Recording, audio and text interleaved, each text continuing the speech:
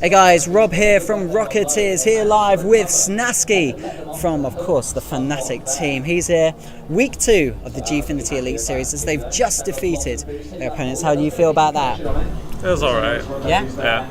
And looking back at the game itself, did you feel like at times maybe they were going to be able to pull back into the game? I was a bit worried because I played very poorly myself, but luckily Lottie stepped up very big, carried us pretty much.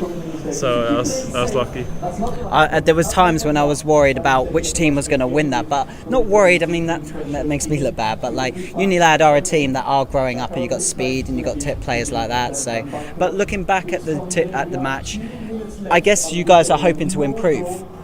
Yeah, we haven't put in that much practice. I think our games build up kind of nicely. So we start with what I consider the weakest team in the group, and then we have the third, fourth.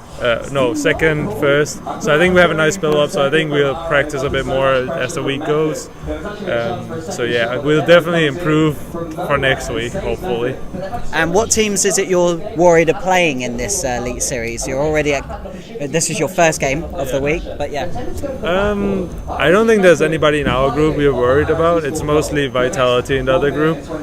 Excel possibly, because I assume Vitality will get first in the other group, and we will have to meet Excel in playoffs if we make it that far, when we make it that far. You're already thinking of the late stages already in this. I assume that we'll probably get like Excel in the semi-final and then Vitality in the final. I love this. This is gonna be like Johnny Boy's predictions all over again, isn't it? Like just gonna lay it out on the line. You've already looked at it and worked out how it's gonna play out then. Well, it's quite logical. Well, it depends if Excel gets third, for example. They could stay in the same bracket at Vitality, which would be preferred, obviously, because that would make it easier for us. So yeah, I looked at it a bit. I'm playing a bit ahead on what players we need to win and stuff like that. So I guess that's important to have people management with everything going on with the RLCS as well. And I guess in a way you guys have done a G2 on the whole, having the first week off so you could build momentum. Yeah. We care a lot more about RLCS. We focus a lot on RLCS, and that's why we use sub this weekend. And it's also why we haven't prepared that much for Elite Series. I have focused much more on the RLCS lineup, and before today we haven't really played together this lineup today. So I'm super happy Lottie just came down and carried, because I think it's quite obvious that we weren't really that well played together. And now looking at the RLCS, you finally promoted, you're now with the big boys. You guys are big boys, let's be frank here. You've got a great lineup of a team. How's the scrims been going? It's been a bit up and down. Because of personal reasons, we had a lot of breaks in between. But after we came back from the previous break, it's been going quite well again. Before that, not so well. When we were around DreamHack time, it was quite poor. But I think we have finally clicked again and found the synergy we need to keep improving and be on the top of RCS hopefully as well. I feel like in the off-season you guys were doing really well as a team, and then I guess now, while those teams have now come back and it's slightly turning into the on-season period with DreamHack and things, I thought you guys were phenomenal at DreamHack, and then it all kind of like fell off at the end there. Yeah. I mean, I don't mean that like. No, I understand.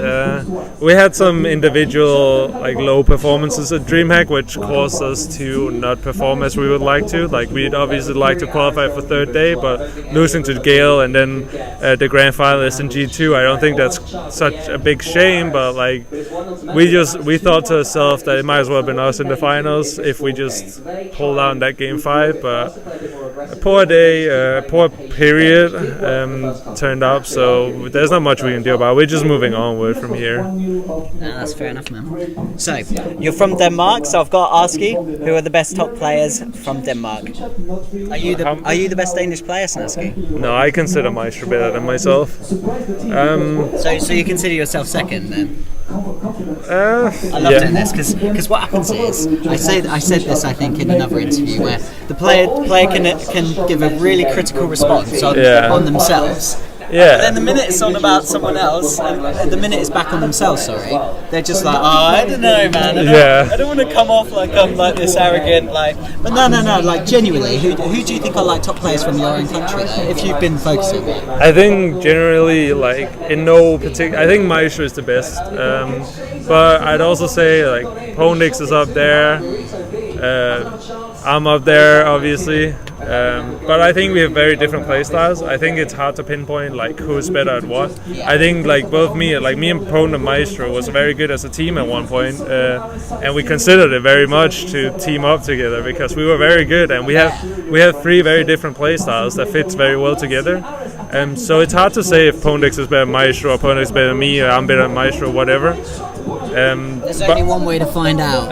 1v1. It's certainly not in it. It's one of these scenarios, isn't it? You get guys in 3v3s, and there's so nobody can really define the best player because everyone helps in their own way, don't they? Exactly, and I'd say that I'm probably the least shining player. So if you ask a bunch of people, they'll probably pick Pwnix and Maestro before me. But I think I bring a lot of value to a team that is like under the radar. That not a lot of people that hasn't played with me can. Are we talking aesthetics here, or?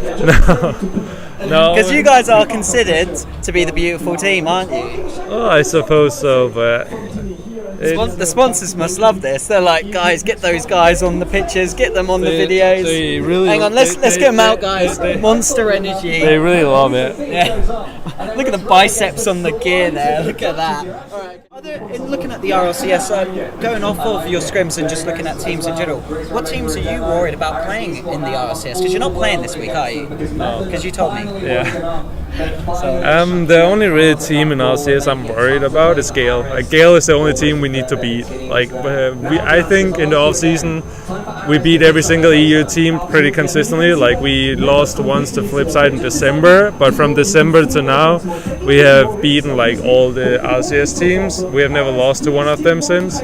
Maybe in scrims, but you know what I mean. Like in tournaments, we've never lost to an RLCS team except Gale, and other than that, it's NA teams. So there's really nobody in Europe that we're afraid of other than Gale. And then also, looking at the teams then, and you saying that about scrims, because a lot of players value scrims as being an important way of knowing, but I also found that sometimes you find teams are not as focused when it comes to scrims. So looking at that, do you think that certain teams just turn it on light, do a JNAPS, and when the tournament comes along, they just smack it out? I think that are you one of those teams? I think we're one of those teams that pour very poorly in scrims. The thing is, I have my own personal theory that people don't care in scrims, so they go for stuff they wouldn't go for when the pressure is on, when they develop a whole other play style.